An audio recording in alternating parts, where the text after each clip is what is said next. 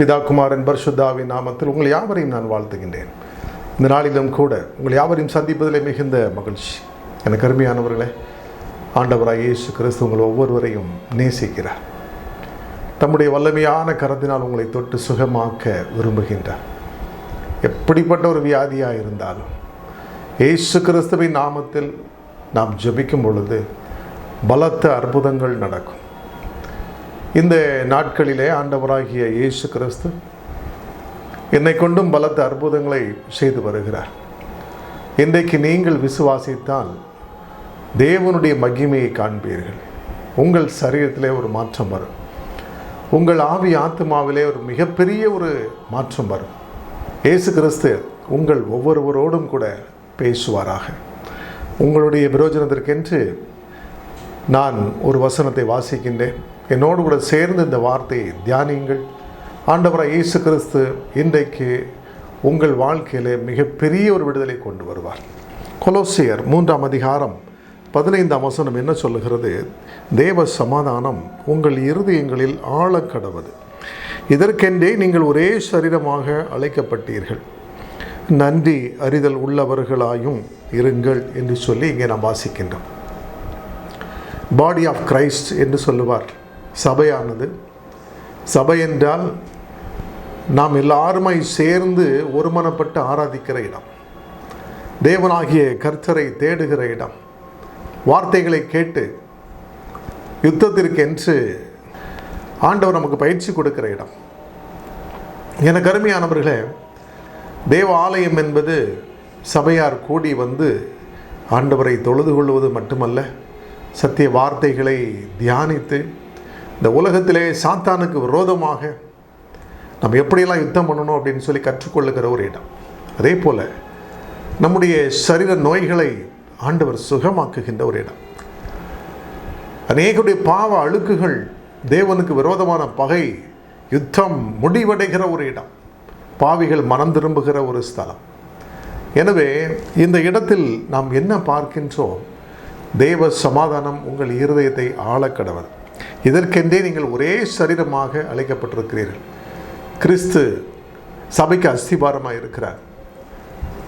நாம் அவரோடு கூட இணைத்து கட்டப்பட்ட ஒவ்வொரு செங்கற்களாக இருக்கிறோம்.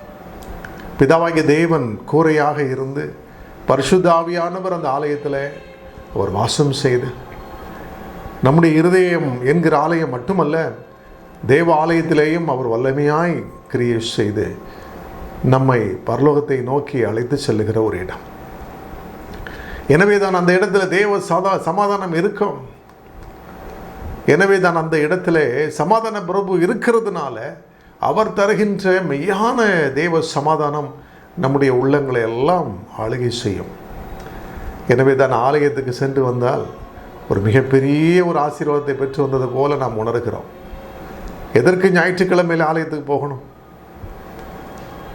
ஆண்டவராய் இயேசு கிறிஸ்து நமக்கு அந்த ஆராதனையின் மூலமாக மிகப்பெரிய ஒரு தேவ சமாதானத்தை கொடுத்து அனுப்புகின்றார். தன்னுடைய சொத்து, இந்த உலகத்தில் நான் வைத்து போயிருக்கிறேன் என்று சொன்ன ஒரே சொத்து, எல்லா புத்திக்கும் மேலான தேவ சமாதானம். இயேசு கிறிஸ்து நமக்கு தருகின்ற தேவ சமாதானம். வீட்டில் உட்கார்ந்துக்கிட்டு எவ்வளவு நிகழ்ச்சிகளை பார்த்தாலும் உங்களுக்கு ஒரு சமாதானம் கிடைக்காது. அதே தேவ ஆலயத்துக்கு உள்ள நுழைஞ்ச உடனே ஆண்டவர் நம்மோடு கூட இடைபட ஆரம்பிப்பார். அநேக அசுத்த ஆவிகளை துரத்தும் பொழுது வீடுகளில் வைத்து துரத்துவதற்கு நாங்கள் பிரயாசப்படுகிறது உண்டு. ஆனாலும் தேவ ஆலயத்தில் வைத்து பிசாசுகளை துரத்தும் பொழுது அவைகள் வெகு சீக்கிரத்தில் அலறி துடித்து ஓடி போய்விடும். ஏனென்று சொன்னால், எப்பொழுதும் கர்த்தரை துதிக்கின்ற தேவ பிள்ளைகள் ஒன்று கூடி அந்த இடத்துல ஆண்டவரை மகிமைப்படுத்துகின்ற ஒரு இடம். உங்கள் வீட்டிலே கூட நீங்கள் உங்கள் ஜெப அறையில் எப்பவும் ஜெபிச்சுக்கிட்டே இருந்தால் அங்கேயும் தேவனுடைய பிரசன்னம் அதிகமாக இருக்கும். தேவ ஆலயத்தில் ஊழியர்கள் வந்து நின்று அவர்களும் ஜெபத்தோடு வந்து அந்த ஆராதனை நடத்தும் பொழுது விசேஷித்த பிரசன்னம் அந்த ஆலயத்தை நிரப்பும். கர்த்தரை துதிக்கின்ற துதி ஆராதனைகளில் பரலோகமே இறங்கி வரும். தேவதூதர்களோடு கூட இயேசு கிறிஸ்து இறங்கி வருவார். எனவே தான் ஆலயத்திற்கு சென்றால் அப்படிப்பட்ட ஒரு தேவ சமாதானம் நம்முடைய உள்ளத்தை நிரப்பும். எனக்கு அருமையானவர்களே, இன்றைக்கும் இதை கேட்டுக்கொண்டிருக்கிற உங்களுடைய வாழ்க்கையிலையும் ஆண்டவராகிய இயேசு கிறிஸ்து அப்படிப்பட்ட ஒரு சமாதானத்தை கொடுக்க விரும்புகின்றார். நீங்கள் பெற்றுக்கொள்ள ஆயத்தமாக இருக்கிறீங்களா? இன்றைக்கு என்னோடு கூட சேர்ந்து இந்த வார்த்தையை தியானிங்கள்.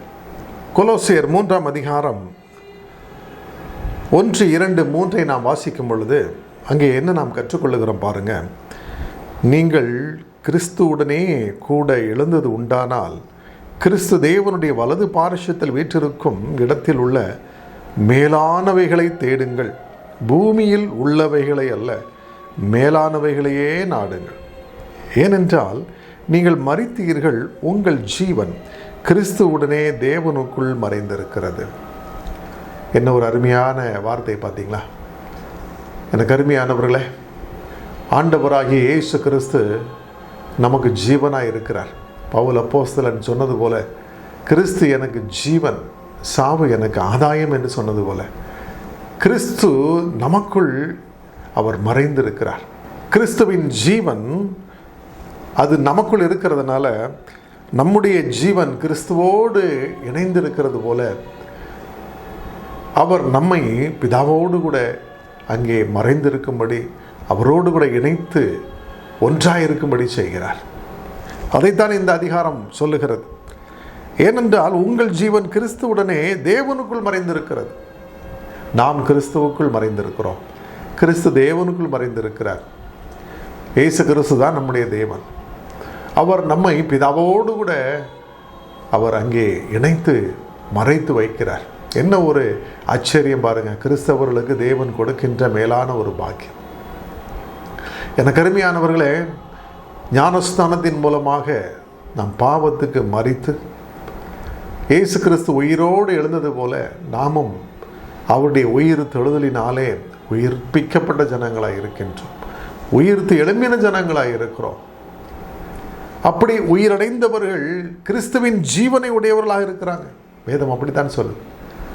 கிறிஸ்து நம்முடைய ஜீவன், அவருடைய ஜீவன் நமக்குள் இருக்கிறதுனால இந்த உலகத்தில் நாம் உயிரடைந்த ஜனங்களாக, பாவத்தின் அடிமைத்தனத்திலிருந்து விடுதலையாக்கப்பட்டவர்களாக, சாபமில்லாத மரணமில்லாத ஒரு வாழ்க்கையை பெற்றுக்கொண்டவர்களாக இருக்கிறோம். நித்திய ஜீவனுக்கு ஏதுவான ஒரு விசேஷித்த ஆசீர்வாதத்தை நாம் பெற்றுக்கொண்டிருக்கிறோம். நித்திய ஜீவனையே அவர் நமக்கு தருகிறார். நித்திய ஜீவன் என்பது நாம் பெற்றுக்கொள்ளப் போகிற மேலான பாக்கியம். எனக்கு அருமையானவர்களே, அப்படி நாம் நித்திய ஜீவனை பெற்றுக்கொள்ள வேண்டுமானால் இயேசு கிறிஸ்து நமக்குள் ஜீவனாக இருக்கணும். என்னை கேட்டுக்கொண்டிருக்கிற எனக்கு அருமையான சகோதர சகோதரிகளே, ஏனென்றால் நாம் இந்த உலகத்தில் பாவத்துக்கு மரித்த ஜனங்களாக இருக்கிறோம். நம்முடைய ஜீவனாகிய கிறிஸ்து வெளிப்படும் போது நீங்களும் அவரோடு கூட மகிமையிலே வெளிப்படுவீர்கள். நம்முடைய ஜீவன் இயேசு கிறிஸ்து தான். கிறிஸ்து எனக்கு ஜீவன், என்னுடைய ஜீவன் அல்ல, உங்களுடைய ஜீவன் அல்ல. இயேசு கிறிஸ்துவை விசுவாசித்து ஞானஸ்நானம் பெற்றுக்கொண்ட ஒவ்வொருவரும் இயேசு கிறிஸ்துவனுடைய ஜீவனை பெற்ற ஜனங்களாக இருக்கிறோம். எனக்கு அருமையானவர்களே, நாம் சாமானியர்கள் அல்ல. நம்மை தெரிந்து கொண்டவருடைய புண்ணியங்களை அறிவிக்கும்படி தெரிந்து கொள்ளப்பட்ட பரிசுத்த ஜாதி, ராஜரீகம் பண்ணுகிற ஆசாரிய கூட்டம். நீங்களும் நானும் பிதாவாகிய தேவனால் முன்குறிக்கப்பட்டு அழைக்கப்பட்டு தெரிந்து கொள்ளப்பட்டவர்கள், நீதிமான்களாக்கப்பட்டவர்கள். இயேசு கிறிஸ்துவின் இரத்தத்தினாலே நாம் நீதிமான்களாக்கப்பட்டிருக்கிறோம். இன்றைக்கும் ஆண்டவராக இயேசு கிறிஸ்து நம்மை மகிமைப்படுத்தியும் இருக்கிறார். அப்படிப்பட்ட மகிமை ஆண்டவராக இயேசு கிறிஸ்து என்னும் ஒரே பேரான தேவகுமாரனுக்கு ஏற்ற மகிமையாக இருக்கிறது. அவர் நமக்குள் வாசம் பண்ணுவதே அந்த ரகசியமாக இருக்கிறது. உங்களுக்குள்ளும் எனக்குள்ளும் இயேசு கிறிஸ்து வாசம் பண்ணுவார் என்று சொன்னால், நாம் பிதாவினுடைய வலது பார்শ্বத்தில் ஆண்டவராக இயேசு கிறிஸ்து வீற்றிருக்கிற இடத்தில் உள்ள மேலானவைகளை நாம் தேடுவோம். கிறிஸ்து எனக்கு ஜீவன் என்று சொல்லிக்கொள்ளுகிற ஒவ்வொரு கிறிஸ்தவர்களுக்குள்ளும் அவர் இருந்து கிரியை செய்ய ஆரம்பிப்பார். கிறிஸ்துவை உடையவனே ஜீவனை உடையவன் என்று வேதம் சொல்லுகிறது. அப்படியானால் கிறிஸ்து எனக்கு ஜீவனாக இருக்கும் பொழுது அவர் எனக்கு என்ன சொல்லுகிறாரோ அதையே நான் செய்ய தொடங்குவேன். சபையிலே சென்று நான் சண்டையிட மாட்டேன், சபையில் சென்று பிரிவினைகளை தூண்ட மாட்டேன். பிசாசின் கிரியைகள் என்னிடத்தில் காணப்படவே கூடாது. கிறிஸ்துவின் ஜீவன் எனக்குள் இருக்கும் என்று சொன்னால், அவர் என்னை கரம் பிடித்து நடத்துவார் என்று சொன்னால், எனக்கு அருமையானவர்களே, அவர் அன்பின் பாதையிலே நடத்துவார். ஆவியின் கனிகளினால் நம்மை நிரப்புவார். சந்தோஷம் இருக்கும், சமாதானம் இருக்கும், நீடிய பொறுமை இருக்கும், தயவு பாராட்டுவோம், நற்குணங்கள் இருக்கும். நீடிய பொறுமையினாலே, விசுவாசம், இச்சையடக்கம் என்கிற நல்ல குணங்களினாலே நாம் நிறைந்த ஜனங்களாக இருப்போம். ஆவியின் கனிகள் 9 நமக்குள் இருக்கும். ஆவியின் வரங்களும் நமக்குள் இருக்கும்.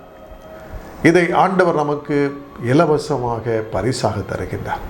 கேட்கிற எவனும் பெற்றுக்கொள்ளுகிறான் என்று சொல்லி வேதம் சொல்லுகிற பரிசுத்த ஆவியானவர் நமக்குள் வந்து நம்மிடத்தில் இருந்து கிரியை செய்கிற அந்த நன்மையான ஈவு, அதை நமக்கு இலவசமாய் கொடுக்கின்றார். தேடுங்கள் கண்டடைவீர்கள், தட்டுங்கள் திறக்கப்படும், கேளுங்கள் அப்பொழுது தரப்படும் என்று சொல்லியிருக்கிறார். இவைகளைத்தான் ஆண்டவர் கேட்க சொல்லுகின்றார். கிறிஸ்து எனக்குள் ஜீவனாக இருந்து ஒரு செயல்பட வேண்டும். அவர் என்னை கொண்டு பலத்த கிரியைகளை செய்ய வேண்டும் என்று சொல்லி ஒவ்வொரு கிறிஸ்தவர்களும் நீங்கள் ஜெபிக்க தொடங்க வேண்டாம். உலகத்தின் ஆதாயங்களுக்காக நாம் அவரை தேடக்கூடாது. இந்த பூமியில் உள்ளவைகளை அல்ல என்று சொல்லி இங்கே நாம் வாசித்தோம். பூமியில் உள்ளவைகள் அல்ல, மேலானவைகளையே நாடுங்கள் என்று சொல்லி. மேலானது என்று சொன்னால் இயேசு கிறிஸ்து நமக்கு தருகின்ற அவருடைய குணாதிசயங்கள், ஆவியின் கனிகள், இயேசு கிறிஸ்துவனுடைய குணம், அதை நமக்கு தருவார். இன்றைக்கி அன்பு இல்லாதனால அநேக குடும்பங்களில் பிரிவினைகள், போராட்டங்கள், பணத்தின் மேலே இருதயத்தை வைத்து பெற்றோரை கவனிக்காத பிள்ளைகள் அநேகராக இருக்கிறாங்க. பணம் மட்டும் வேணும், ஆனால் வயதான காலத்தில் தன்னுடைய தாயை, தகப்பனை கவனிப்பதில்லை. அப்படியானால் நமக்குள் கிறிஸ்துவின் ஜீவன் இல்லை என்று சொல்லி அர்த்தம். மாய்மாலமான ஒரு வாழ்க்கை வாழ்ந்து கொண்டிருக்கிறோம். சின்ன வயசில் உங்கள் பெற்றோர் எப்படியெல்லாம் உங்களை தூக்கி சுமந்து சீராட்டி பாராட்டி வளர்த்திருப்பாங்க. நீங்கள் தவறு செய்யும் பொழுதெல்லாம் உங்களை அன்பாய் கண்டித்து நல்வழி படித்து உங்களுக்கு கஷ்டப்பட்டு சம்பாதிச்சு படிக்க வச்சு உயர்ந்த நிலைமையில் வைத்து சந்தோஷப்பட்டவர்கள். தங்களுடைய சொத்துக்களை எல்லாம் உங்களுக்கு கொடுத்து உங்களை முன்னேற்றத்தின் பாதையிலே வழிநடத்தின உங்கள் பெற்றோரை நீங்கள் கடைசி காலத்தில் கைவிடலாமா? கைவிடக்கூடாது. இந்த பூமியில் உள்ள பணத்துக்காக, செல்வத்திற்காக உங்களுடைய பெற்றோரையும் உங்கள் உடன்பிறப்புகளையும் நீங்கள் பகைத்தால் கிறிஸ்துவின் அன்பு உங்களிடத்தில் இல்லை, ஆவியின் கனிகள் உங்களிடத்தில் இல்லை என்று சொல்லி அர்த்தம். நீங்கள் உங்கள் உடலையே சுட கொடுத்தாலும், கோடி கோடியாக ஆலயத்துக்கு செலவு பண்ணாலும், ஊழியத்துக்கு செலவு பண்ணாலும், எனக்கு அருமையானவர்களே, அதனால் ஒரு பயனும் இல்லை. அன்பு இல்லையானால் ஒன்றுமே இல்லை, நான் ஒன்றுமில்லை. அப்படிப்பட்ட அன்பு நமக்குள் வர வேண்டும் என்று சொன்னால் இந்த பூமியில் உள்ளவைகளை அல்ல, மேலானவைகளை தேடுங்கள். கிறிஸ்து இயேசு பிதாவினுடைய வலது பாரிசத்தில் உட்கார்ந்திருக்கிறார். அவர் உட்கார்ந்திருக்கிற இடம் எவ்வளவு பரிசுத்தமான இடம், எவ்வளவு உன்னதமான இடம். வானத்தையும் பூமியும் சிருஷ்டித்த தேவனுடைய வல்லமை புறப்பட்ட இடம். மனிதனை படைத்தார், சகலத்தையும் படைத்த சர்வ வல்லமை உள்ள பரிசுத்த தேவன், நம்முடைய பிதாவகிய தேவன் வீற்றிருக்கின்ற இடம். அங்கிருந்து தான் நமக்கு வாழ்வாதாரங்கள் புறப்பட்டு வருகிறது, காற்றும் புறப்பட்டு வருகிறது. அதனால் நாம் சுவாசிக்கிறோம், நமக்கு போஷிப்பு வருகிறது. நாம் செய்கின்ற தவறுகளுக்கு தக்கதாக அவர் நமக்கு நீதியை சரி கட்டாமல், அவர் நம்மேல் இரக்கமுள்ளவராக இருக்கிறதுனால நாம் செய்கிற தவறுகள் எல்லாம் பொறுத்து கொண்டிருக்கிறார். எனக்கு அருமையானவர்கள், நாம் குறைவுள்ளவர்கள். மனுஷர்கள் என்று சொன்னாலே நாம் குறைவுள்ளவர்கள் தான். நம்முடைய குறைவுகளை கிறிஸ்து இயேசுவுக்குள் மகிமையிலே அவர் நிறைவாக்குகின்றார். கண்டனம் பண்ணி, கடிந்து கொண்டு, புத்தி சொல்லி, சங்கீதங்களினாலும் ஞானப்பாட்டுகளினாலும் வேத வசனங்களினாலும் ஒருவருக்கு ஒருவர் புத்தி சொல்லி அவர் வழிநடத்துகின்றார். அப்படிப்பட்ட புத்தியை தான் இன்றைக்கு நான் உங்களுக்கு சொல்லி கொண்டிருக்கிறேன். குடும்பத்துக்குள்ள சமாதானம் இல்லையா? ஒருவருக்கு ஒருவர் அன்பு பாராட்டுங்கள், மன்னியுங்கள், ஒருவருக்கு ஒருவர் மன்னியுங்கள் என்று சொல்லி இந்த அதிகாரத்தில் நாம் வாசிக்கின்றோம். அப்படி மன்னிக்கின்ற ஒரு இருதயம் இருக்குமானால் உங்கள் குடும்ப உறவுகள் செயற்படும். எனக்கு அருமையானவர்களே, புறஜாதியாருடைய அன்பை காட்டில் நம்முடைய அன்பு அதிகமாக இருக்க வேண்டும். சாதாரணமான கேவலம் பணத்திற்காக நீங்கள் அன்பு பாராட்டக்கூடாது. எனக்கு அதை கொடுத்தா தான் உங்களிடத்தில் பேசுவேன், உங்கள்கிட்ட அன்பு பாராட்டுவேன்னு சொல்லி பணத்துக்காக, பொருளுக்காக நாம் அன்பு பாராட்டுகிற ஜனங்களாக இருக்கவே கூடாது. நம்முடைய ஜீவனாகிய கிறிஸ்து சீக்கிரமாய் வெளிப்பட போகின்றார். அப்படி வெளிப்படும் பொழுது நாம் மகிமையிலே அவரோடு கூட வெளிப்படுவோம். அவர் வரும் பொழுது சில கேள்விகளை கேட்பார். நான் உனக்கு தாலந்துகளை கொடுத்தேனே, நீ அதை 2 தனியாக 4 தனியாக 10 மடங்காக சம்பாதித்தாயா என்று கேட்பார். ஒரு தாலந்தை பெற்றுக்கொண்டவன் அதை புதைத்து பத்திரமா வச்சிருந்தேன் அப்படின்னு சொன்னப்போ ஆண்டவர் சொன்னார், இவனை அழுகையும் பற்கடிப்பும் உள்ள நரகத்திலே போடுங்கள் என்று சொன்னார். அவனுடையதை பிடுங்கி 2 தாலந்தை சம்பாதித்தவனிடத்திலே கொடுத்தார். உள்ளவன் எவனோ அவனுக்கு கொடுக்கப்படும், இல்லாதவன் எவனோ அவனிடத்திலே உள்ளதும் எடுத்துக்கொள்ளப்படும்.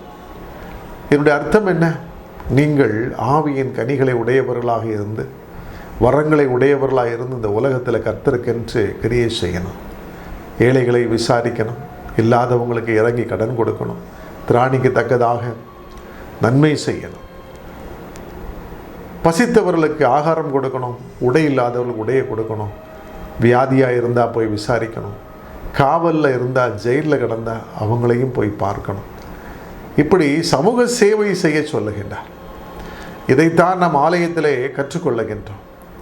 ஆலயத்திலே போதிக்கிறவர்கள் ஆசீர்வாதங்களை மட்டும் சொல்லக்கூடாது. அது நாம் கேட்காமலேயே ஆண்டவர் நமக்கு தருகின்ற ஒரு காரியமாக இருக்கிறது. அவைகளை ஞானிகள் தேடுகிறார்கள் என்று சொல்லி இயேசு சொல்லுகிறார். இவைகளெல்லாம் உங்களுக்கு தேவை என்பதை பிதாவாகிய தேவன் அறிந்திருக்கிறார். முதலாவது தேவனுடைய ராஜ்யத்தை, அவருடைய நீதியை தேடுங்க, இவைகளெல்லாம் உங்களுக்கு கூட கொடுக்கப்படும். அஞ்ஞானிகள் நாடி தேடுகின்ற பணத்தையும் பொன்னையும் வெள்ளியும் நீங்கள் தேட வேண்டிய அவசியம் இல்லை. நீங்கள் ஆண்டவருடைய ராஜ்யத்தை தேடுங்க. அது வெளியரங்கமாய் வந்திருக்கிறது, அது உங்களுக்குள்ளேயே வந்திருக்கிறது. இயேசு கிறிஸ்துவினுடைய சுவிசேஷத்தை நீங்கள் கேட்டதுனால இன்றைக்கே உங்கள் மத்தியிலே தேவனுடைய ராஜ்யம் வந்திருக்கிறது. வசனத்தை கேட்டு அதன்படி நடக்க உங்களை ஒப்பு கொடுக்கும் பொழுது தேவ ராஜ்யம் உங்கள் மூலமாய் வெளிப்படும். நீங்கள் பரலோகத்திற்கு செல்ல தகுதி பெற்றது போல, நீதியை பெற்றுக்கொண்டது போல, உங்கள் மூலமாக அநேகர் அந்த தகுதியை பெற்றுக்கொள்ளுவாங்க, நீதியை பெற்றுக்கொள்ளுவாங்க. பரலோக ராஜ்யம் என்பது புசிப்பும் குடிப்பும் அல்ல, அது நீதியும் சமாதானமும் பரிசுத்த ஆவியினால் உண்டாகும் சந்தோஷமுமாய் இருக்கிறது. நீங்கள் கிறிஸ்துவுக்குள் இருந்தால், கிறிஸ்துவோடு கூட பிதாவிற்குள் மறைந்திருந்தால் சண்டையிட மாட்டீர்கள். உள்ளத்தில் சமாதானம் இருக்கும். எல்லாரையும் நேசிக்க தொடங்குவீங்க. பணத்துக்காக, பொருளுக்காக மைமலமான ஒரு வாழ்க்கையை நீங்கள் வாழ மாட்டீங்க. எனக்கு அருமையானவர்களே, ஆண்டவராய் இயேசு கிறிஸ்து நமக்குள் இருக்கும் பொழுது இங்கே 5ஆம் வசனம் சொல்லுகிற பிரகாரமாக விபச்சாரம், அசுத்தம், மோகம், துர்ரீச்சை, விக்கிரக ஆராதனையான பொருளாசை ஆகிய இவைகளை உண்டு பண்ணுகிற உங்கள் அவயவங்களை அழித்து போடுங்கள். இவைகளின் பொருட்டே கீழ்ப்படியாமையின் பிள்ளைகள் மேல் தேவ கோபாக்கினை வரும். இயேசு உங்களுக்குள் இருந்தால், எனக்குள் இருந்தால், இப்படிப்பட்ட பாவ காரியங்களுக்குள்ளே நம்மை அனுமதிக்கவே மாட்டார். இன்றைக்கும் திரளான கிறிஸ்தவர்கள் பாவங்களுக்குள்ளே புரண்டு கிடக்கிறார். விவாகரத்துகள் அதிகரித்து காணப்படுகிறது. ஒரு சகோதரி சொல்கிறாங்க, 3 வருஷம் என் கணவனோடு வாழ்ந்து விட்டேன், எனக்கு போர் அடித்து விட்டது, எனக்கு விவாகரத்து வேண்டும் என்று சொல்லி கேட்டு பெற்றுக்கொண்டு விட்டார். இன்னொரு கணவனை தேடி செல்லுகிறார். காலங்கள் மாறிக்கொண்டிருக்கிறது.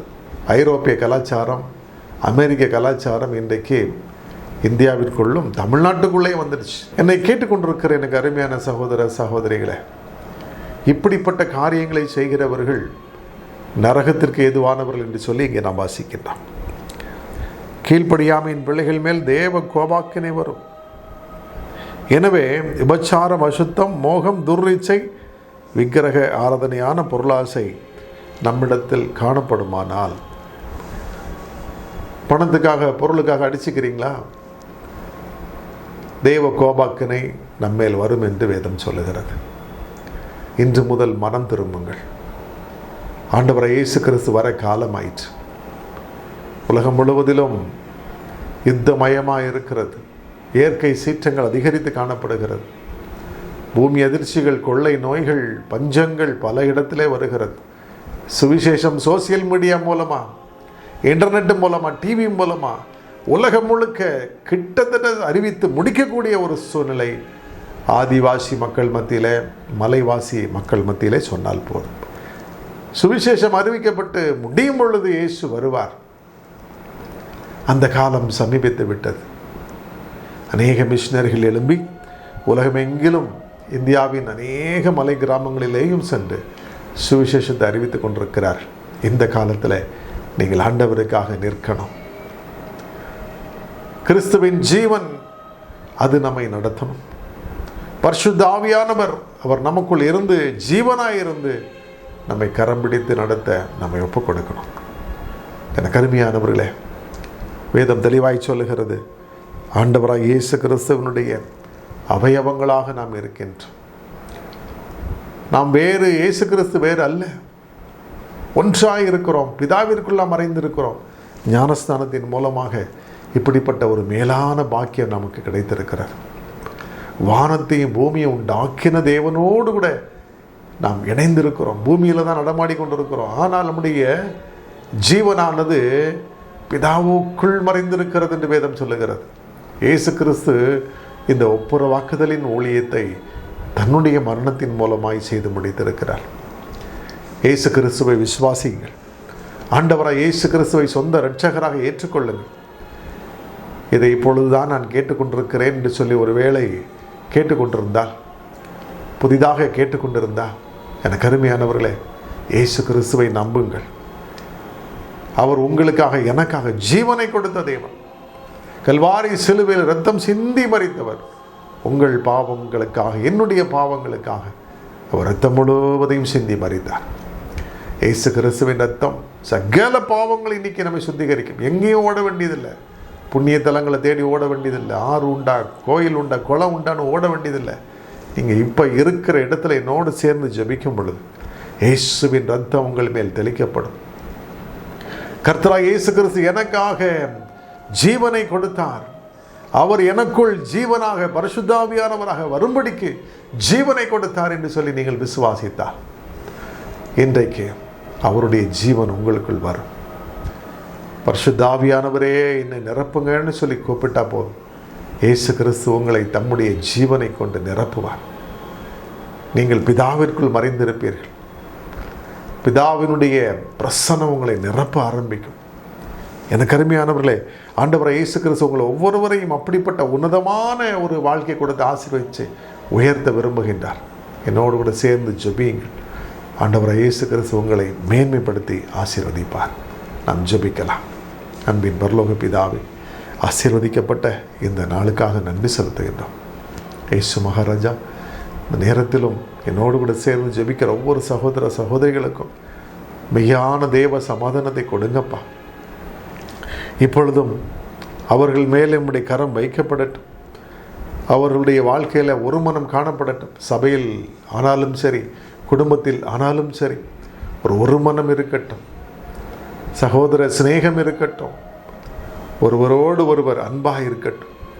ஆவியின் கனிகள் அவர்களிடத்தில் நிறைந்து காணப்படட்டும். ஆவியின் வரங்களை கொடுங்கப்பா. எங்களுடைய ஜீவன் இயேசு கிறிஸ்துவிற்குள் மறைந்திருக்கிறது. இயேசு கிறிஸ்து பிதாவினுடைய வலது பார்சல் வீற்றிருக்கிற மேலான இடத்தை நாங்கள் நாடுகின்றோம்.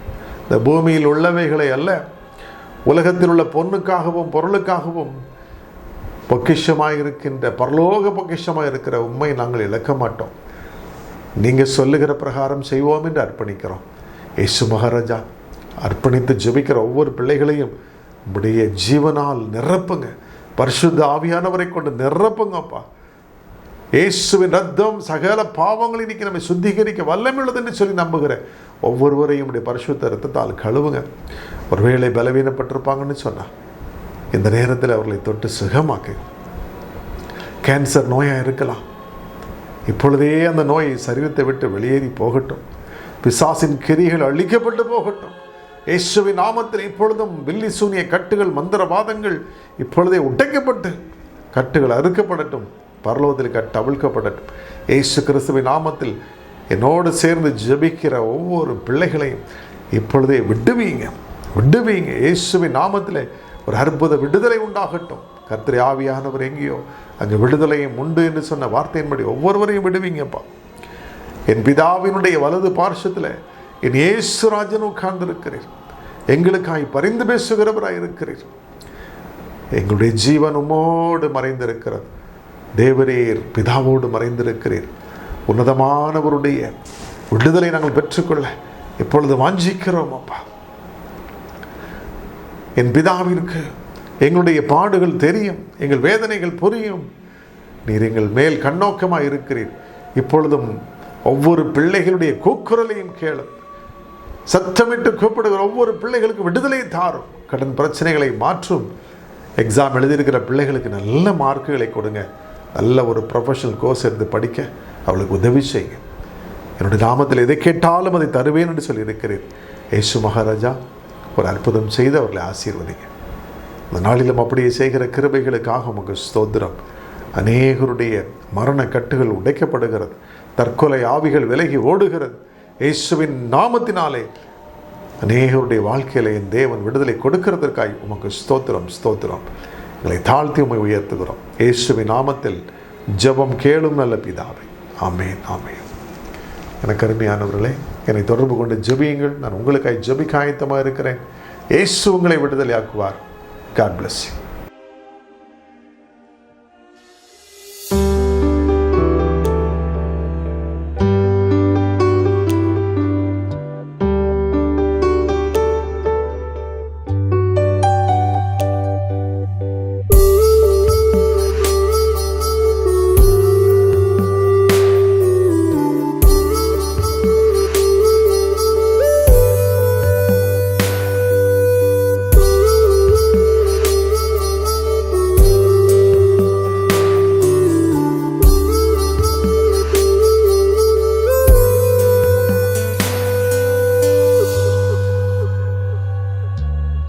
அழகானவர், இனிமையானவர், அழகானவர், அவர் இனிமையானவர், உன்னை அழைக்கிறார். அழகானவர், இனிமையானவர், இயேசு அழைக்கிறார். மாறிடாத அன்பு நேசர் அழைக்கிறார். மாறாத அன்பு நேசர் அழைக்கிறார். மாறிடாத அன்பு நேசர் அழைக்கிறார். மாறாத அன்பு நேசர் அழைக்கிறார். அழகானவர், இனிமையானவர், அழகானவர், அவர் இனிமையானவர்.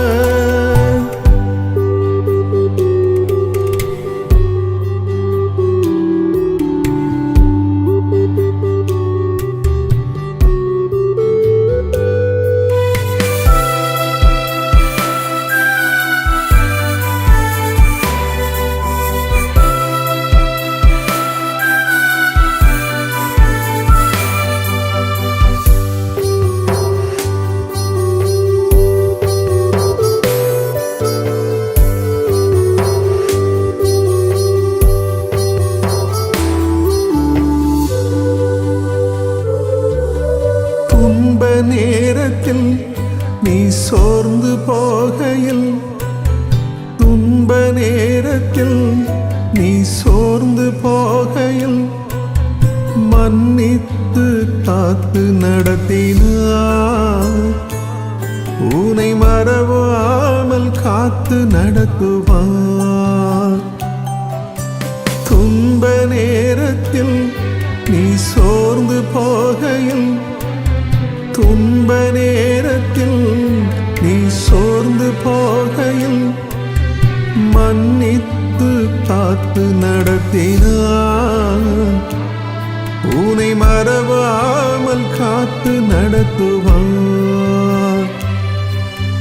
மாறிடாத அன்பு நேசர் அழைக்கிறார். மாறாத அன்பு நேசர் அழைக்கிறார். மாறிடாத அன்பு நேசர் அழைக்கிறார். மாறாத அன்பு நேசர் அழைக்கிறார். அழகானவர், இனிமையானவர், அழகானவர், அவர் இனிமையானவர், உனை அழைக்கிறார். அழகானவர், இனிமையானவர், இயேசு அழைக்கிறார்.